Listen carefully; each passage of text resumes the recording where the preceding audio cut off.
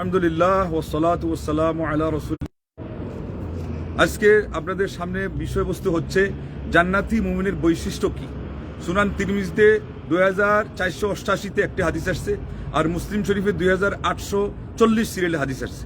এই দুইটা হাদিসে আপনাদের সামনে আজকে উপহার দেওয়া হবে।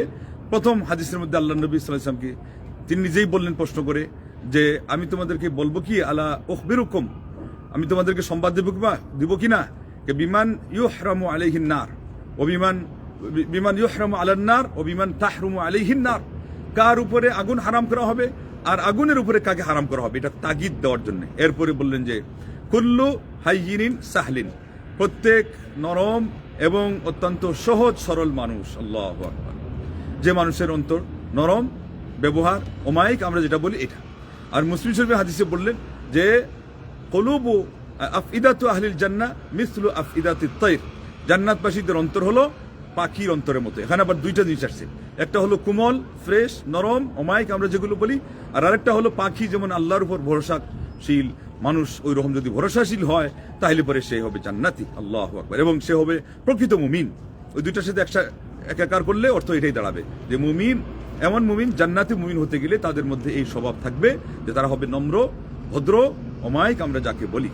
আল্লাহ পাক আমাদেরকে সেই সমস্ত মুমিনদের অন্তর্ভুক্ত হওয়ার তৌফিক দান করেন যাদের কথা প্রিয় নবী সাল্লাল্লাহু আলাইহি ওয়াসাল্লাম এই দুই হাদিসের মধ্যে উল্লেখ করেছেন।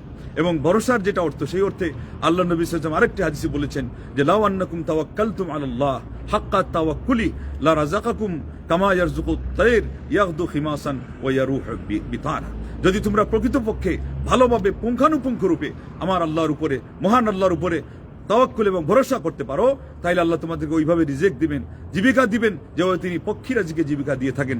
সকালবেলা খালি পেটে সে বের হয়, আর বিকালবেলা সে ভরা পেটে ফিরে আসে, তার নিড়ে সে ফিরে ভরা পেটে। এই জন্য আল্লাহ পাক অন্তত কোনো মুমিনকে না খাইয়ে রাখবেন না যারা ইমানদার, আল্লাহর উপর ভরসাশীল। আর বিশেষ করে আরেকটা আয়াতের মাধ্যমে, একাধিক আয়াতে আসছে যে রিজিকের কথা আল্লাহ রাব্বুল আলামিন যুক্ত করেছেন কিসের সাথে, নামাজের সাথে। অতএব নিয়মিত সালাত পড়তে হবে। ঠিক তদ্রূপ পরিবার পরিজনকেও সালাতের আদেশ দিতে হবে, কারণ ওখানে এটা বলেছেন ও আমর আহলাকা বিসসালাহ ওয়াসতাবির আলাইহা, আল্লাহ নবী সাল্লাল্লাহু আলাইহি ওয়াসাল্লাম বলছেন হে নবী, আপনি আপনার পরিবার পরিজনকে জাহান্নামের নির্দেশ দিন এবং আপনি এটার উপর অটল অবিচল থাকুন। এরপরে কি বলছেন আল্লাহ, লা নাসআলুকা রিজকা, অন্য প্রসঙ্গ আনতে পারতেন কিন্তু না, এটা যখন টানলেন যে আমি তোমার কাছে রিজেক চাই না, এখান থেকে মাসআলা আলিমগণ উদ্ধার করেছেন যে এখানে রিজেকের প্রসঙ্গ আছে, যে সালাত যদি কেউ ঠিক মতো পড়ে, সপরিবারে নামাজি কেউ হলে রিজেকের অভাব কশিনকালেও তাকে দেখাই দিবে না। কারণ আল্লাহ বলছেন আমি তোমার কাছে রিজেক চাই না, বরং নাহনু নারযুকুক, আমি তোমাকে রিজেক দিয়ে থাকি, ওয়াল আকিবাতুল তাকওয়া, এবং শেষ পরিণতি তাকওয়ার জন্য, মানে তাকওয়া অবলম্বনকারীদের জন্য। তার মানে রিজেক যদি একটু দেরিতেও আসবে, আর যদি এখানে নাও আসে ওই পরিমাণ, তাইলে পরকালে তো আসেই আসে। এর অর্থ হলো অন্তত না খেয়ে এই মানুষটা মরবে না, এই মানুষ হাউতাস করে তার দুনিয়াকে সে একেবারে মানে বিচলিত করে ফেলবে না, নিজেকে নিজে শেষ করে ফেলবে না, তার মধ্যে ডিপ্রেশন এনে ফেলবে না, সে একেবারে স্ট্রোক করে মারা যাবে না, তার অ্যাটাক হবে না, বিইজনিল্লাহ ওয়া ইনশাআল্লাহ ওয়া বিমাশিআতিল্লাহ। আল্লাহ রাব্বুল আলামিন অবশ্যই তিনি যখন বান্দাকে সাহায্য করেন, আর এগুলো ওয়াদার সাথে যদি আমাদের অন্যান্য শর্তগুলো ঠিক থাকে, তাহলে তো সন্দেহের কোনো প্রশ্নই আসে না। নিশ্চিত থাকতে হবে যে একজন ইমানদার, আল্লাহর উপর ভরসাশীল মানুষ, একজন নামাজ যার নিয়মিত পড়ে, তার কোনো চাকরি না থাক, তার কোনো ব্যবসা না থাক, কোনো পেশা না থাক, আল্লাহ তাকে দিবেনই, তবে চেষ্টা রাখতে হবে। মহান রব্বুল আলামিনের আসমা হুসনা ওসিলা দোয়া করছি, আজকের এই খোদা ঝঞ্ঝা, এই পৃথিবীর মধ্যে সবচেয়ে বড় হলো এইটার খোদা। আজকে কত ইমানদার, কত আমলদার, কত ইলমের অধিকারী, কত দাওয়াতি অঙ্গনে যারা বিচরণ করছি, আমাদের মধ্যে আজকে অনেক ত্রুটি। এই ভরসার মধ্যে যাদের মধ্যে ত্রুটি আছে, আল্লাহ পাক এটাকে সংশোধন করার তৌফিক দান করুন। এটা আগে আমি নিজেকেই বলছি, আল্লাহ যেন আমাকে সংশোধন হওয়ার তৌফিক দান করেন। যাদের মধ্যে এটা থাকে, শুভকামনার দৃষ্টিতে বলছি, আল্লাহ যেন তামাম জাহানের মুসলমানদেরকে এই প্রবণতা থেকে, এই খাই এটা হলো জাহান্নামী স্বভাব, হালমি মাজিদ, এটা থেকে আল্লাহ পাক আমাদেরকে উত্তরণের তৌফিক দান করেন, উদ্ধার করেন, এবং মহান রব্বুল আলামিন তার উপরে ভরসাশীল হওয়ার তৌফিক দান করেন, আমাদের অন্তরকে কোমল হওয়ার তৌফিক দেন। কেননা ওই খাই যেখানে থাকবে, ওখানে অন্তর রূঢ় হওয়া ছাড়া কোনো উপায় নাই। কারণে অনেক নরম হওয়া সত্ত্বেও রূঢ়তার ব্যবহার করতেই হবে, তার মনকে শক্ত করতেই হবে, কেননা দুনিয়া সেখানে ঢুকে গেছে। দুনিয়া যেখানে ঢুকে যায়, এই অন্তর বিনষ্ট, এই অন্তর একেবারে নস্যাৎ হয়ে গেছে, এই অন্তরকে ছত্রভঙ্গ করে দিয়েছে শয়তান, এবং দুনিয়ার মোহ এই অন্তরকে মেরে ফেলেছে, পঙ্গ করে ফেলেছে, এটাকে একেবারে অকর্মান্য করে ফেলেছে। এর বিপরীতে আল্লাহর সাথে যেটা সম্পর্ক থাকবে, আল্লাহর উপর ভরসা থাকবে, পরকালকে যে টার্গেট বানাবে, অন্তর তার শুদ্ধ, অন্তর তার সুন্দর, তার অন্তর থাকবে কোমল, তার অন্তর নিষ্কলুষ, তার অন্তর থাকবে সবচেয়ে ভালো এবং ফ্রেশ। আল্লাহ পাক আমাদেরকে সেই অন্তরের অধিকারী তৌফিক দান।